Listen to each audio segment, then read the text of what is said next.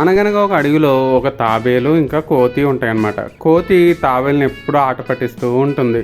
తన దగ్గరున్న పళ్ళు మొత్తం తీసుకెళ్ళిపోయి, హే నువ్వు నన్ను పట్టుకోలేవు, నువ్వు చాలా స్లో అంటూ ఏడిపిస్తూ ఉంటుందన్నమాట ఎప్పుడు. అయితే ఒకసారి కోతి ఒక చెరువు గట్టునున్న అరటిపండు చెట్టు దగ్గరికి వెళ్ళి అరటిపండు కోసుకుందామని ఆ చెట్టు ఎక్కి జారి నీటిలో పడిపోతుందన్నమాట. పడిపోగానే పాపం దానికి ఈత రాక కొట్టుకుంటూ ఉంటుంది. ఎంతసేపు కొట్టుకున్నా పాపం గీదలైపోతూ ఉంటుందన్నమాట. అప్పుడు వెంటనే తాబేలు మెల్లిమెల్లిగా దాని దగ్గరికి వెళ్ళి ఆ కోతిని దాని మీద ఎక్కించుకుని మెల్లిగా తీసుకుని ఒడ్డుకు చేరుస్తుందన్నమాట. చేర్చిన తర్వాత తాబేలు కోతితో ఇలా అంటుంది, ఎప్పుడూ స్పీడ్ కాదమ్మా, జాలి గుణం కూడా ఉండాలి అని చెప్తుంది. బుద్ధి వచ్చిన కోతి పళ్ళు తీసుకొచ్చి ఆ రోజు నుంచి తాబేలుకి ఇస్తూ ఉంటుంది.